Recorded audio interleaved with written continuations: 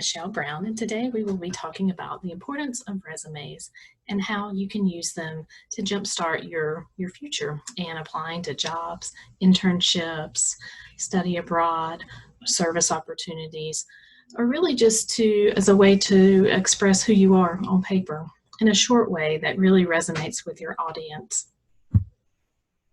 So take a look at these two different vehicles. Which one would you pick just based on appearances? Probably the one on the right. But if we take a closer look, that one may not be the better car, but sometimes we just pick the one that looks the best based on the appearances. And that is the way that it can often be with a resume or with a job search. Often those who present themselves most effectively on paper, online, or in person are the ones that get picked for the interview or selected for the job. So how you present yourself on paper through a resume can be very important. That's your first impression to whoever is looking at it. If you have your resume with you, time yourself for about 20 seconds and take a look at your information.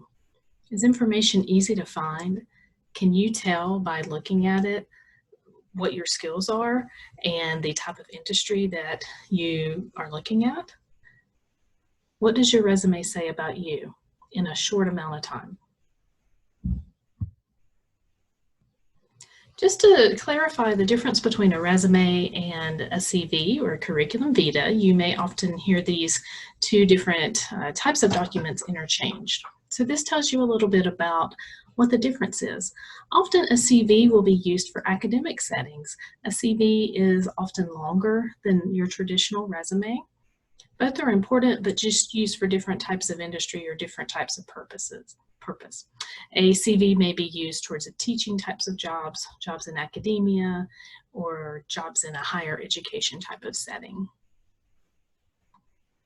This also shows you that the same is important for both, the same types of information. Okay, so you want your resume targeted towards the job or the graduate program that you're applying to. You want to use bullets to help the reader see information in a quick way that articulates your skills and accomplishments.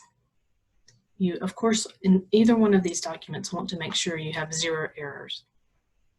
And you're using power words to highlight your strengths and why you're the right person for the job. And we'll go into more detail on the following slides of how you make all of these things happen.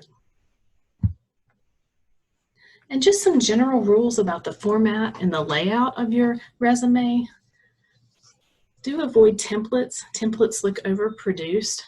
While there are some that look better than others, just a general rule is to avoid them and just to start fresh with a Google Doc or a Word document to type out your resume. If you are attending events, you want to use simple papers, such as if you're going to a career fair or another networking type of event. Simple, thicker bond paper of a neutral color. Make sure that your font is not kind of the italicized or the font that is hard to read. You want to use a traditional font like Times New Roman, Calibra is fine, and there are several, Georgia, there are several that are okay to use, but they're not. Stay away from the fancy types of fonts. You can extend your margins all the way out to 0.5 on all sides to give room on the page, but you do want to avoid big blocks of white space. So you want to make sure you're maximizing the use of your page as much as possible. Use bold headings to make the reader's eye go to the next section of your resume and to highlight your job titles that show meaning or the places of employment that you really want to highlight. You can also use italics to do this as well. Don't overcrowd and do not make your font less than about 10.5, depending on the type of font that you're using. A couple of more points to remember with the format and the layout. We talked about using bullets. We'll go over the education section, but it's typically going to come first on your resume. Avoid personal pronouns. Okay. And make sure that you're using the right tense with your verbs. High school information will often come off after sophomore year. There may be some types of situations where you could still leave it on there if it's really relevant to the job.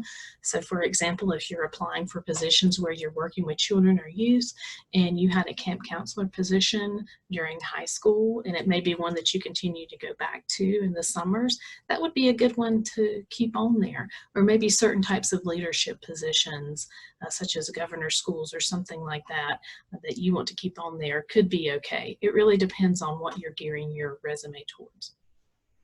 Try not to use the same words over and over, such as work, work, work, or assist, assist, assist. Try to be creative with the types of words that you use, especially the power words, and make sure the words that you're using are reflective of the industry that you want to go into. Okay, so starting with the basics, these are some different types of headings that you can use, and you can be kind of creative with this part of your resume. You do want to make sure that your name is the biggest words on the page, and you can use hyperlinks for your email or your LinkedIn address, and you can also include your phone number on there. Just make sure anything that you're including on there is a way for them to see you and to reach out for you. Either over phone, so if you want to make sure your voice message on your phone is updated and professional, not a ringtone or a song or just a generic "you have reached this number" message, but make sure it lets them know who they've reached and that you'll return their call as soon as possible. And you also want to have set up a Gmail account that's not your App State account as you move potentially away from the university and you want to start to have more of a professional email set up. And then of course LinkedIn is a whole other way that you can present yourself online.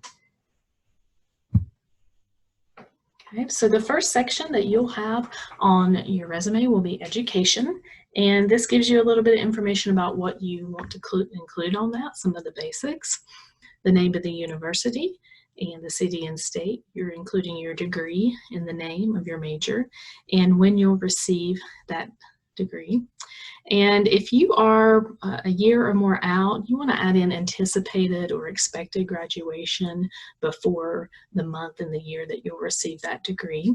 Other information that you could include might be a minor, or you could also include Dean's List, a subheading for honors, potentially study abroad information might go under there. Certifications, so if you have CPR or wilderness or anything like that that you would like to include, that could be under there as well.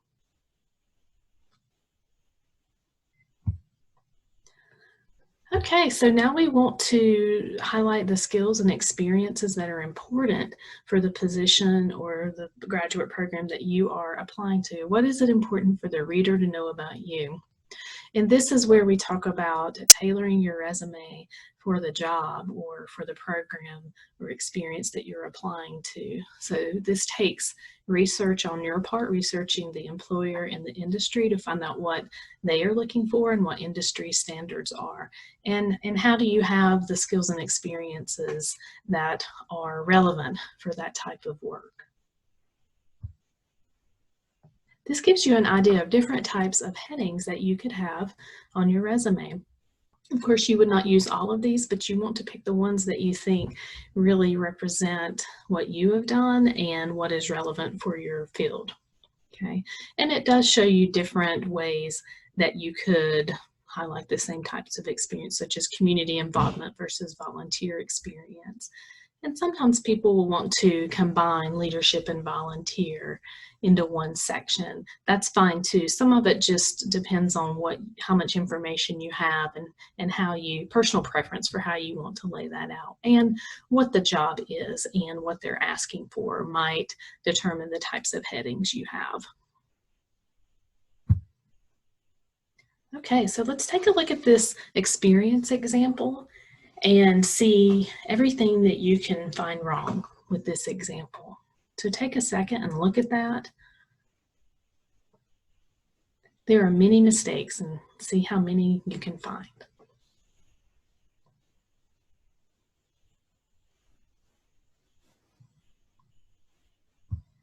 And here is a better way of doing that type of example. So pointing out a couple of things here is you have your title and where you did it. And if you noticed on the other slide, they did not have a title. You didn't know where the work took place. And then your date's a little more definition there with what the dates are instead of just the years. That doesn't tell me if you worked for one day in that year or if it was seasonal or if you worked the entire year. So you want to give some description there. And here we've got our beginning with our power word and then different power words for each of those bullet phrases. And if you look down and look at these types of words like collaborate, implement, play, immerse, that can tell you skill sets about that person, right? And make the reader want to read more, okay? And in just a second, I'll show you how to use a formula that can help you create good, strong phrases about your experiences. Numbers are always good. Anytime you can use a number in your description, that's good because it's different than all the words, so it brings the reader's attention to those numbers. All right, and then you're leaving off periods, okay, being consistent with that as well. And this gives you some information about everything that's taking place in that experience, in the description of that experience, right? So we talked about including job titles, where you did it, and location and dates as in the headings for all experiences. So whether or not that's a job, a volunteer position, or a leadership position, you want to include that type of information for your experiences. And you're using those phrases beginning with an action verb, being careful with the tense of that verb. Right? And we talked about not just listing years, and the phrases like responsibilities or duties included, those are overused phrases, and you want to just start with a verb that shows action. And here is an example of how to use writing a strong bullet phrase. You're starting with that verb and you're saying collaborate with who, or what did you collaborate with? Locals. And what was the purpose? What was the result or action? So collaborated with locals in building a healthcare facility to serve over 1,000 families. So you can take this formula and really use it with any of your types of experiences that you want to describe, okay? Whether or not it's a part-time job waiting tables, there is a meaningful way to describe that more so than just assisted customers or greeted customers. Okay, so you could say interacted with the public on a daily basis to accomplish the mission in a local tourist restaurant. So for example, that would be a way that you can show more meaning about what you did in some of those part-time roles. So I would encourage you to take a couple of minutes or pause and practice writing some bullet phrases for experiences that you have had. Okay, especially some of those ones that you're not quite sure what would be meaningful about that experience, some of those part-time jobs you've had, or maybe a leadership position that you really want to highlight, or even your internship. Take a few minutes and practice writing those. This slide shows you examples of the types of experience that you could highlight on your resume. Okay, and how to do that. So you're using, again, the same layout for all of your experiences. And so we've got work, study abroad, internship, volunteer, leadership, projects that you may have done as part of your class. So there are a variety of different types of experiences that you could include on your resume. And again, that does go back to the industry that you want to gear your resume towards. So you want to be intentional about what you put on your resume.